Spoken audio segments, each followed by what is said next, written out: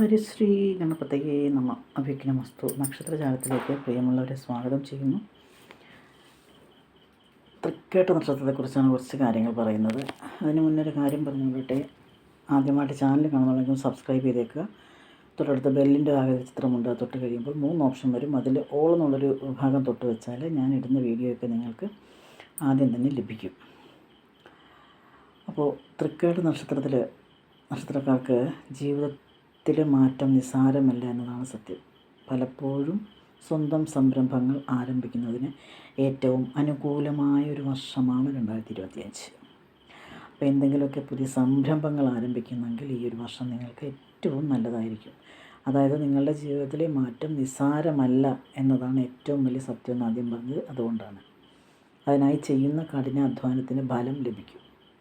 ഈ ഒരു വർഷം നിങ്ങൾ എന്തെങ്കിലും ചെയ്തു കഴിഞ്ഞാൽ നിങ്ങളുടെ കഴിവ് ഉപയോഗിച്ച് ലാഭകരമായ ഒരു മാറ്റത്തിലേക്ക് ജീവിതം എത്തുന്നു.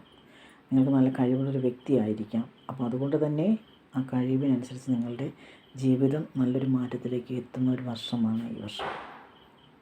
ലാഭകരമായൊരു മാറ്റമുണ്ടാകും. കൂടാതെ വിദേശത്ത് ജോലിക്കായി പോകാൻ ആഗ്രഹിക്കുന്നവർക്ക് അതിനുള്ള യോഗം കാണുന്നുണ്ട്. വിദേശത്ത് പോകാൻ താല്പര്യപ്പെടുന്നുണ്ടോ, അല്ലെങ്കിൽ അതിനുള്ള പേപ്പർ വർക്കുകളൊക്കെ ചെയ്തിട്ടുണ്ടെങ്കിൽ നല്ലൊരു സമയം, നല്ലൊരു യോഗം കാണുന്നുണ്ട്. അതുമാത്രമല്ല, സർക്കാർ ജോലിക്കുള്ളൊരു യോഗവും ഈ വർഷം തൃക്കേട്ട നക്ഷത്രക്കാർക്കുണ്ട്.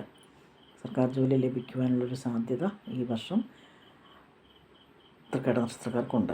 കുടുംബത്തിലെ സന്തോഷവും സമാധാനവും നന്നായിട്ട് തന്നെ ഉള്ളൊരു സമയമാണ്. ബന്ധങ്ങൾ കൂടുതൽ ആഴത്തിലേക്ക് എത്തുന്ന ഒരു സമയം കൂടിയാണ്. വ്യാഴമാറ്റം മെയ്യിൽ സംഭവിക്കുന്നത് കൊണ്ട് തന്നെയാണ് ഈ ഒരു പിന്നെ ഏറ്റവും കുറച്ച് കരുതലോടെ ഇരിക്കേണ്ടൊരു സമയമാണ്. സമ്മിശ്ര പ്രതികരണങ്ങൾ ഉണ്ടായേക്കും ഈ വ്യാഴത്തിൻ്റെ മാറ്റം. അതുകൊണ്ട് തന്നെ ഒന്ന് കരുതിയിരിക്കണം.